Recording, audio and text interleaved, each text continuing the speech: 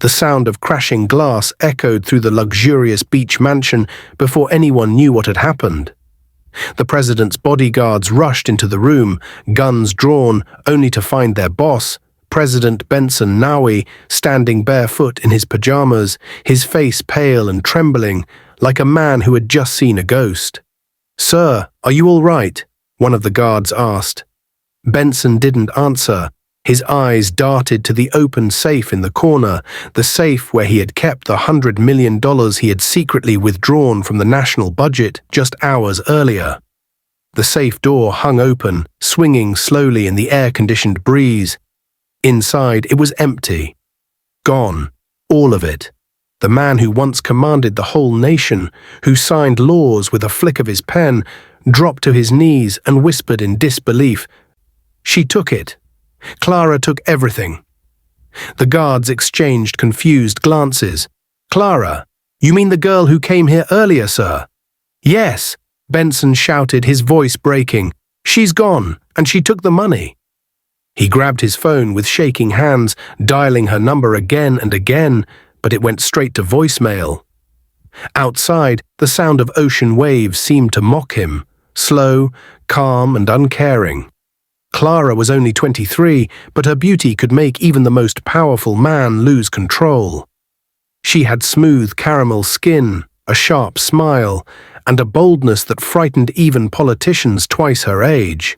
She wasn't born into wealth, she was born into hunger. Her father died when she was 12, her mother sold fruits by the roadside, and Clara had promised herself one thing: "I'll never be poor again."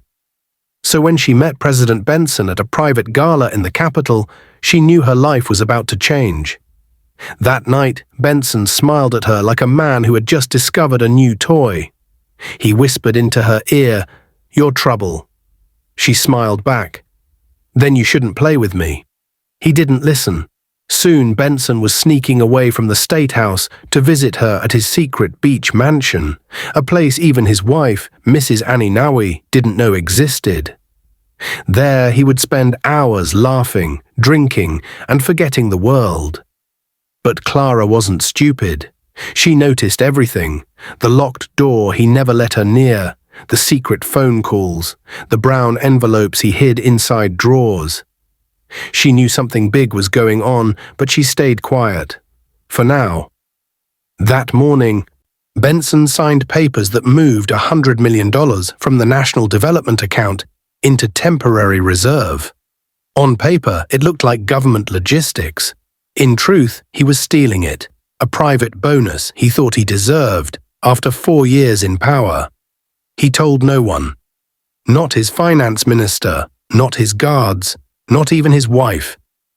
He took the cash, sealed in black government bags, and ordered his driver to take it to the beach house. Clara waited for him there, wearing a white sundress and a mischievous smile. She didn't ask questions when she saw him carrying the bags into the secret room. She just served him food, poured him wine, and pretended not to care. But that night, as the president snored softly beside her, Clara's eyes stayed open. She turned her head and whispered to herself, $100 million, sitting in that room. If he can steal it from his people, why can't I steal it from him?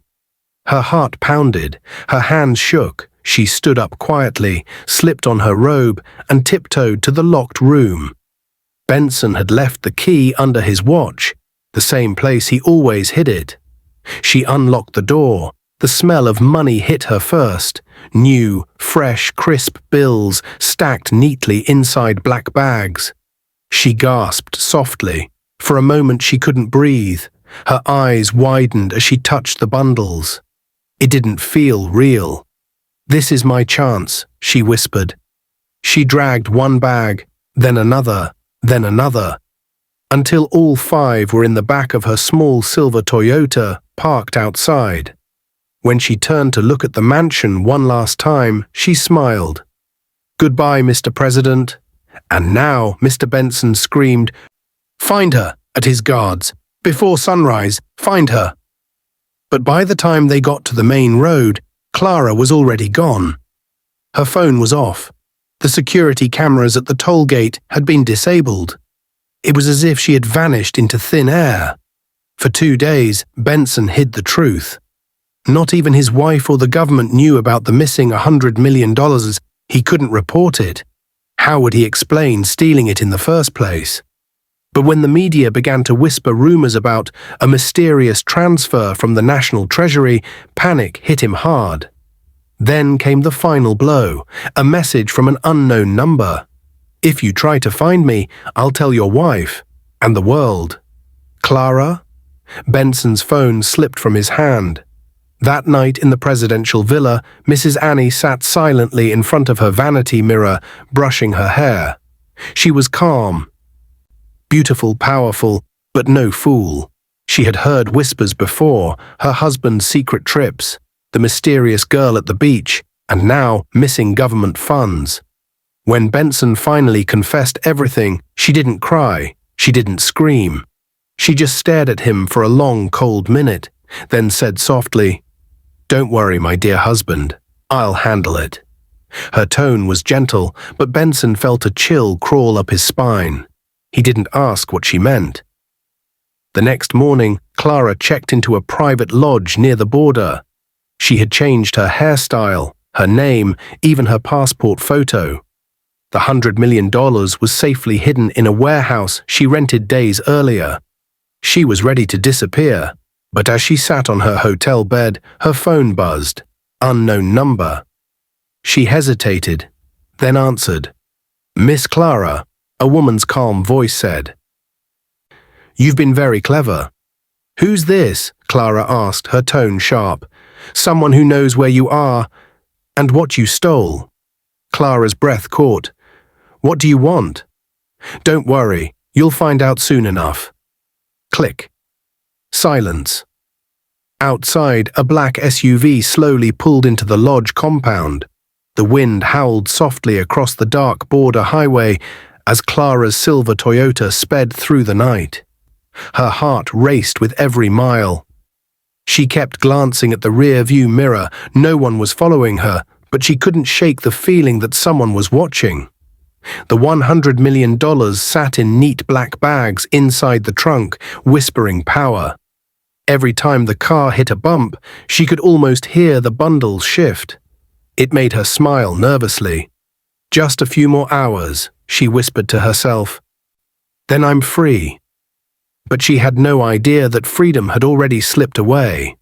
Back in the presidential villa, the silence between President Benson and his wife, Mrs. Annie, was suffocating. The man who once gave speeches to millions could barely meet her eyes. His hands trembled as he explained everything. The secret beach house, Clara, and the missing $100 million. Mrs. Annie listened quietly, crossing her legs, her expression calm yet cold. When he finished, she smiled faintly, the kind of smile that scared him more than any scream. "So," she said softly, "you stole from your own people, and your little girlfriend stole from you." Benson swallowed hard. "Annie, please." "No," she cut him off, her voice sharp. "You listen. Do you know what will happen if this gets out? My family's name, the people who made you president, will be dragged through mud. You've embarrassed me, Benson." He looked helpless. "I'll fix it." "You?" She laughed bitterly. "You can't even fix your own zipper, Benson." Her laughter died suddenly, and her tone dropped low. "But don't worry, I'll handle it. I'll find her, and I'll find our money." Benson blinked. "Our." Annie's eyes narrowed. "You heard me." What the public never knew was that Mrs. Annie wasn't just the president's wife. She was a strategist, the silent power behind his throne. Her father owned half of the country's media, and her brother controlled security contracts for the government. When she made a call, people moved. That night, she sat in her private study and dialed a number. "Captain Sade," she said coolly, "I need a team, quiet, professional. I want a woman found, Clara Obi, 23, passport possibly forged. She has something that belongs to the country." The man on the other end didn't ask questions. Consider it done, ma'am. Within hours, Annie's men were everywhere, at the border, the airports, the banks.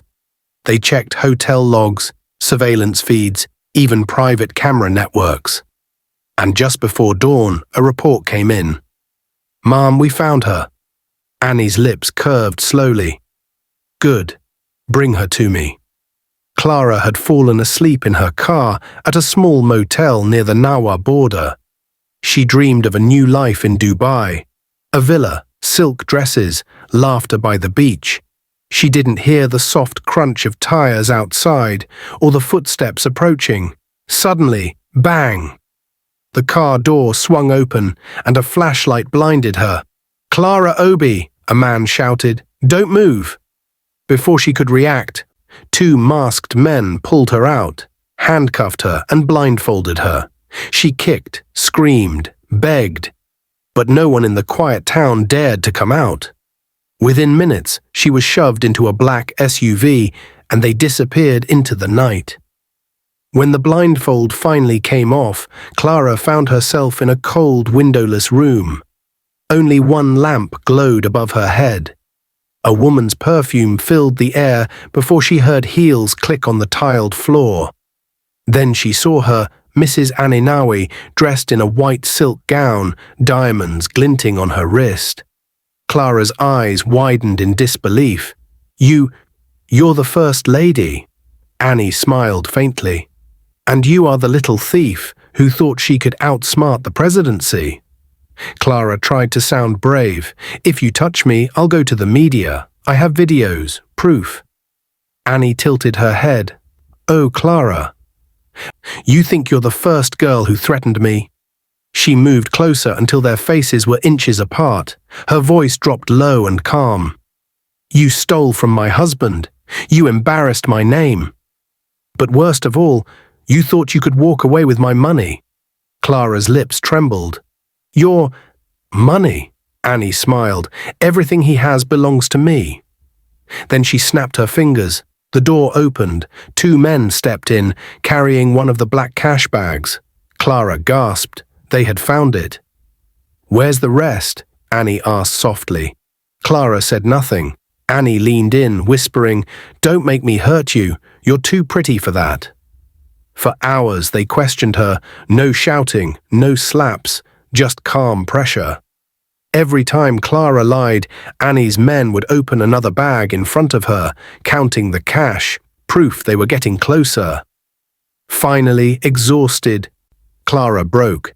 It's in a warehouse near the old port. Please, that's all of it." Annie stood, satisfied.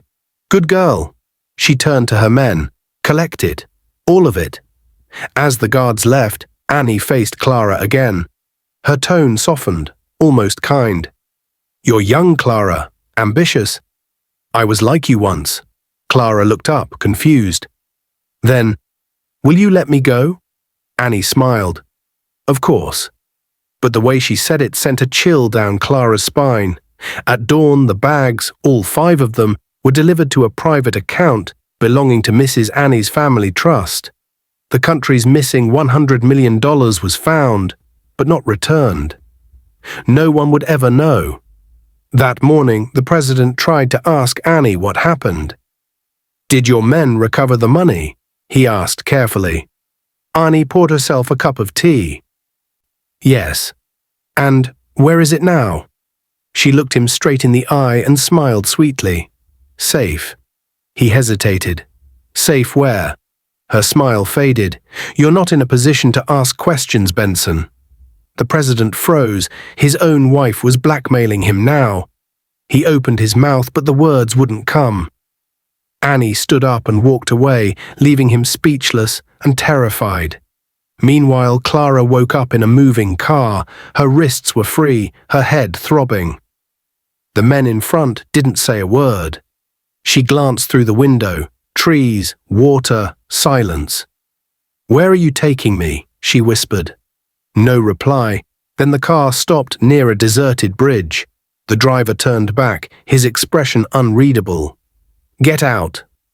Her knees shook as she stepped onto the wet ground. The river below roared. She turned, but before she could speak, the car door slammed. The SUV reversed, turned, and drove off, leaving her alone in the rain. Clara fell to her knees, crying. Everything was gone: the money, the power, the dream. Only fear remained, but as lightning flashed, her eyes caught something on the ground. A phone. Someone had left it behind. She picked it up. On the screen was a video titled, "President's Side Chick Took the 100-member National Budget. Watch Now." Her face went pale. Someone had filmed everything. Rain pounded the empty bridge as Clara stood frozen, the mysterious phone still glowing in her trembling hands. Her heart hammered so loudly that she could barely hear the storm. The video's title blinked at her again and again. "President's Side Chick Took the 100-member National Budget. Watch Now." She swallowed hard, her fingers shaking as she tapped play. The screen flickered, and then she saw herself. The footage began with a hidden camera view inside the president's private beach mansion. It showed President Benson walking into the secret room with 5 black government bags. He opened them, counting thick bundles of US dollars, smiling to himself. The camera zoomed slightly, enough to reveal Clara standing nearby, pretending not to watch. Then the next scene hit like a bombshell. It showed Clara later that night sneaking into the same room while the president slept. She unlocked the door, dragged the bags out one by one, loaded them into her car, and drove off. Every second was clear, time-stamped, high quality, and undeniable. The final frame zoomed in on her face as she looked back at the house, whispering, "Goodbye, Mr. President." Then, cut to black. A bold caption appeared, "Shared anonymously, for the people of Nawa." Clara dropped the phone, her whole body trembling. No, no, no, no. Who did this? Lightning flashed again, reflecting off the screen. The video had already been uploaded online. By morning, the entire country was on fire. News outlets, bloggers, and social media platforms flooded with clips of the scandal. President Benson. Clara 100 million Davardine. Beach House became the top trends across Africa. TV stations replayed the footage on loop, each headline more brutal than the last. President's Side Chick Steals 100 million. National Budget Vanishes in Love Affair. Leaked video exposes presidential corruption. Outside the State House, angry protesters filled the streets. Placards waved in the air. Return our money. No more thieves in power. The once untouchable Benson Nawi had become a public joke overnight. Every news anchor spoke his name with disgust. Cartoonists drew him in bed, counting money while his mistress ran off with the bags. Inside the villa, chaos reigned. Benson slammed his fist on the mahogany table. "Who leaked that video?" he roared. The security chief shifted nervously. "Sir, it didn't come from any of our internal systems. It was uploaded through a private foreign network, encrypted." Benson's face turned red. "Then trace it. Shut it down." But deep inside, he already knew who could have orchestrated something that powerful, that surgical, someone who had the resources, the intelligence, and the motive. He turned toward his wife's private lounge. Mrs. Annie sat calmly on her velvet couch, sipping tea as if nothing was happening. On the TV, the news was playing the same video again. Clara's face flashed across the screen, then Benson's, then the bags of cash. Benson stormed in. "Annie, what have you done?" She didn't look up. "Good morning, Mr. President." He threw a folder on the table. "Don't play with me. You had her captured. You got the money back. Why would you release this video?" Annie finally looked at him, her tone soft but sharp as glass. "I didn't release anything, Benson, but maybe the universe decided to tell the truth." "You'll destroy me," he shouted. Her eyes hardened. "You destroyed yourself the moment you thought you could betray me. And the people who made you president." He froze. Her words hit deeper than bullets. "Annie, if I go down, you go down too. You think the public will believe you knew nothing?" She smiled faintly. "I'm already 10 steps ahead. My family's network will push the narrative. They'll say you acted alone, that you used a young woman to smuggle national funds for your secret luxury projects. And when the investigation begins..." She leaned closer. "You'll be the villain, Benson, not me." Benson's mouth went dry. He stared at his wife, the woman who once helped him win elections, and saw a stranger. Meanwhile, Clara was hiding inside an abandoned storage house at the city's edge. Her clothes were wet, her body weak, and her face haunted by fear. She kept watching the viral video again and again, whispering, "They set me up. They used me." Her phone buzzed suddenly. Unknown number again. She hesitated, then answered. "You look beautiful on camera," a man's voice said smoothly. "Who are you?" she hissed. "Someone who can help you. I work for a journalist. The world wants to hear your side." "I'm not talking to anyone. Clara, they're making you the scapegoat. The government's hunting you, but the people already believe you're the hero who exposed corruption. You can turn this around if you tell your story." She paused. "What do you mean?" "Meet me tonight, 10 p.m., Freedom Bridge." The line went dead. Clara stared at the phone, her mind spinning. A part of her wanted to run, disappear forever, but another part wanted revenge. She whispered to herself, "If I go down, I'm taking them all with me." That evening, President Benson faced the nation for the first time since the leak. Cameras flashed, reporters shouted questions, and tension filled the air. He stood behind the podium, looking pale, his voice shaking slightly as he said, "My fellow citizens of Nawa, the video circulating online is a doctored attempt to defame me. The young woman in question is part of a criminal setup trying to blackmail this administration." Gasps filled the room, but before he could continue, a journalist interrupted, shouting, "Mr. President, if the video is fake, why did security logs confirm you were at that beach mansion that same night?" Another reporter joined in. "And why did your office withdraw $100 million from the national account that day?" Benson froze. The cameras zoomed in on his face, sweat glistening on his forehead. He stammered, This is a national conspiracy." Then suddenly one of the large screens behind him lit up. A new video started playing. The hall went silent. The footage showed Mrs. Annie, dressed elegantly, standing in front of Clara, the same room where Clara was interrogated. Her voice was clear. "You stole my husband's money. Now you'll tell me where it is." The audience gasped. Reporters screamed questions. Benson turned around slowly, horror on his face. The leak had now dragged both of them into the scandal. The guards rushed to cut the feed, but it was too late. Every media outlet in the country had already recorded it. Within minutes, the second video was trending worldwide. First Lady involved in secret torture, new evidence emerges.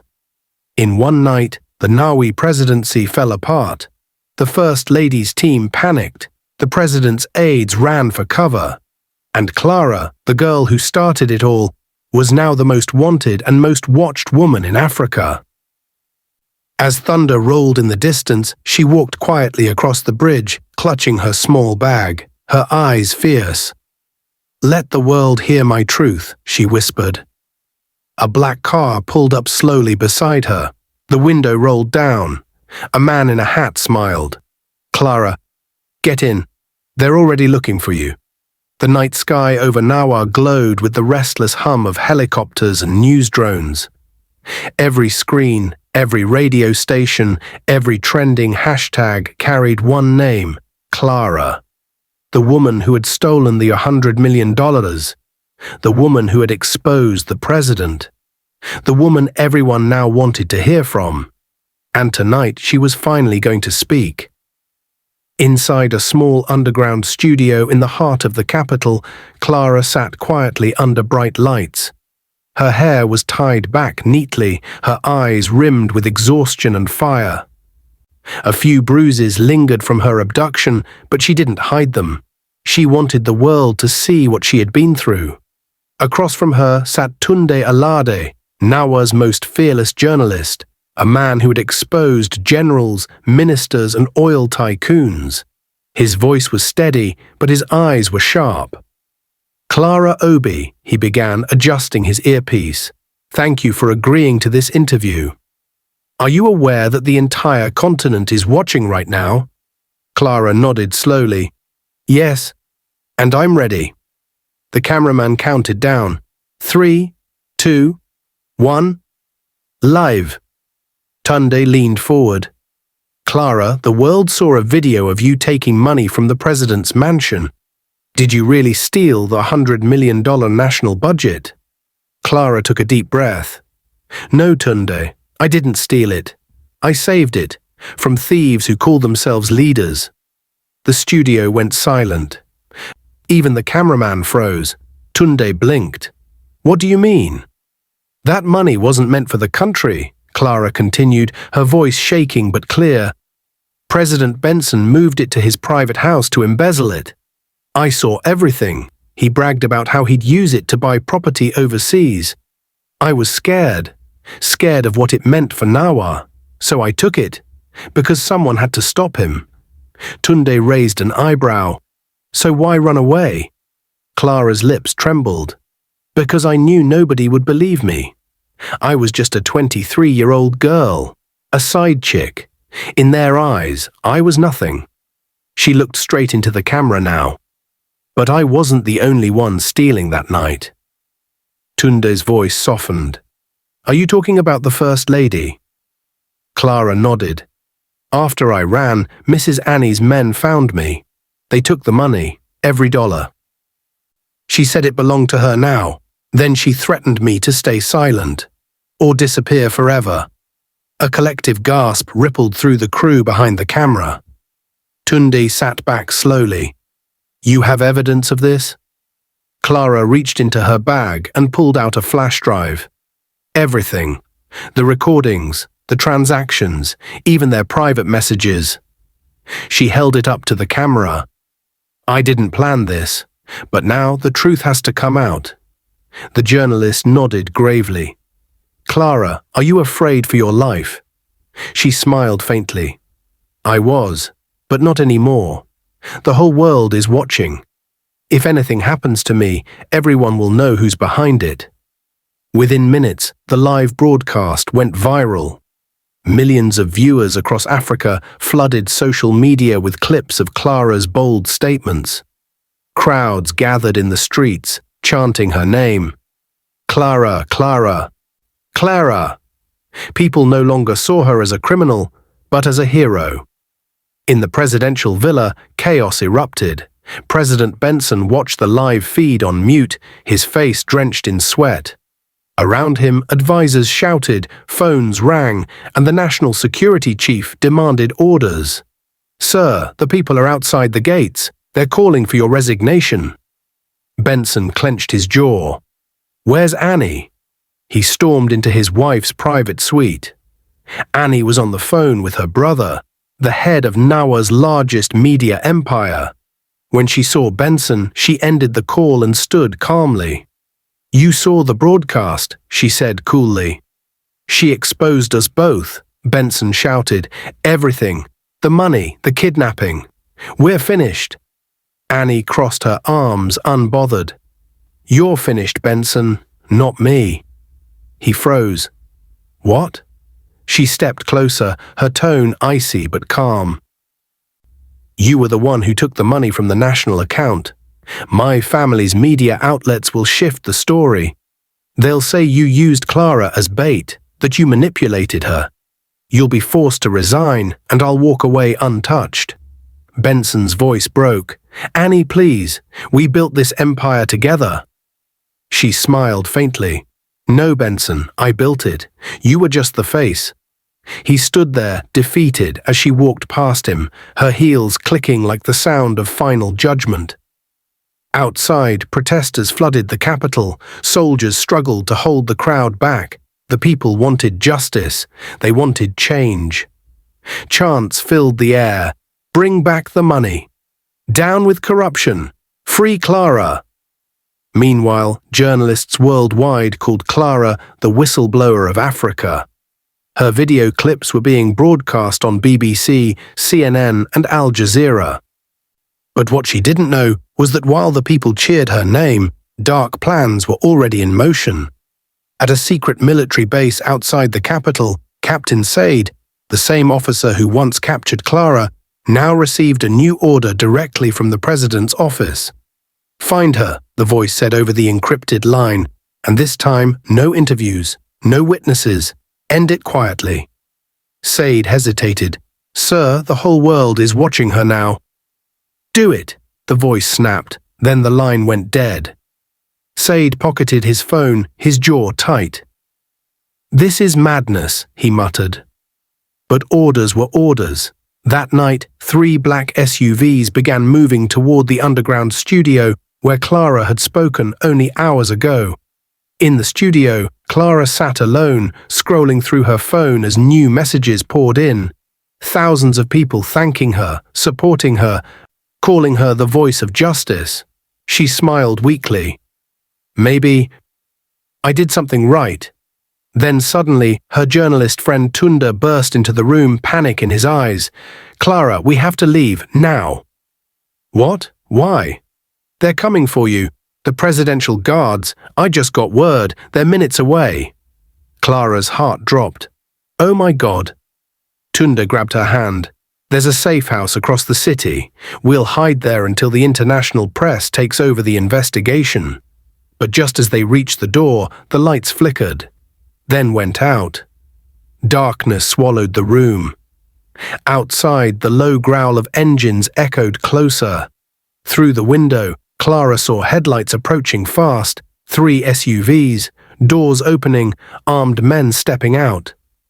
Tunda whispered, "They found us." She clenched her fists, her eyes burning with fear and fury. No matter what happens, the truth is already out there. He nodded. Then let's make sure they don't silence it. They turned off their phones and slipped out through the back door as the first gunshot shattered the night. The gunshots tore through the quiet street like thunder. Clara and Tunde ducked behind an old delivery truck as glass shattered above them. Rain poured down, soaking their clothes, their hearts pounding as bullets clanged against metal. Go left, Tunde whispered. No, they'll see us, Clara gasped. The air smelled of gunpowder and fear. The black SUVs surrounded the block, engines rumbling like hungry beasts. A voice boomed through a megaphone. Clara Obi, you're under arrest for treason and theft of state funds. Come out now. Clara's eyes filled with tears. They'll kill us, Tunde. He shook his head. Not tonight. He pulled her by the hand and sprinted toward a narrow alley. Behind them, soldiers fired, shouting orders. Clara tripped, her knee scraping the pavement, but Tunda pulled her up. They darted between abandoned stalls, past shuttered shops, until they burst into a small courtyard. Then, a siren. From the opposite end of the street, another convoy appeared, white SUVs with blue diplomatic flags. The lead door opened, and a tall woman in a navy trench coat stepped out. Clara Obi, she called. Clara froze. Who are you? UN Human Rights Division. You're under our protection now. Within seconds, armed peacekeepers surrounded her, forming a human wall. The black SUVs screeched to a halt, unsure what to do. Captain Said stepped out, his gun lowered, rain dripping from his beret. This is Nawa territory, he barked. The UN officer replied coldly, and this is an international matter now, stand down. For a tense moment, no one moved. Then Sade, seeing the cameras on the UN vehicles, cursed under his breath and waved his men back. Clara was ushered into the white SUV. As the door shut, she finally exhaled, trembling, exhausted, but alive. Tunde climbed in beside her, wiping blood from his temple. "You're safe now," he said softly. She turned to him, whispering, for the first time, "I believe it." By dawn, international headlines screamed across the globe. President Benson of Nawa under global investigation. First Lady Annie linked to offshore accounts. Whistleblower Clara Obi granted UN protection. The streets of Nawa were flooded, not with soldiers, but with citizens. They marched peacefully, holding signs with Clara's face and the words, "One voice can change a nation." At the State House, President Benson sat alone in his office, staring at the chaos on live TV. His phone rang endlessly, calls from allies, from journalists, from foreign embassies, but he didn't answer. Finally, a knock on the door. It was his chief of staff, looking pale. "Sir, Parliament has voted. The military and Senate have both withdrawn their support. You're being asked to step down." Benson stared at him blankly. "Step down? Sir, it's over." He looked out the window, at the roaring crowd beyond the gates, and for the first time, tears filled his eyes. "All this because of one girl," he muttered. The chief of staff whispered, "No, sir, because of your greed." By nightfall, President Benson Nawi resigned from office under pressure from both national and international forces. As for Mrs. Annie, her story ended not in triumph, but in betrayal. The morning after Benson's resignation, her private plane was stopped on the runway. Authorities found suitcases filled with documents, proof of her offshore accounts and secret properties around the world. She was arrested quietly, her head held high, still pretending she was in control. But for the first time in her life, no cameras followed her. No one defended her. Her family's empire collapsed overnight. 3 weeks later, in a hidden safe house in Ghana, Clara sat on a small balcony overlooking the sea. The breeze was soft. For the first time in years, her life was quiet. Tunde joined her with 2 cups of tea. "You know you've become a global icon, right? They're calling you the girl who saved a nation." Clara smiled faintly. "I didn't save anyone, Tunde. I just did what was right." "That's what heroes always say," he replied. She laughed softly, her eyes distant. "Do you think Nawa will ever change?" He nodded. "Maybe not overnight. But because of you, people believe again." They sat in silence, watching the sunset paint the ocean gold. Then Clara reached into her bag and handed him a folded paper, her new passport.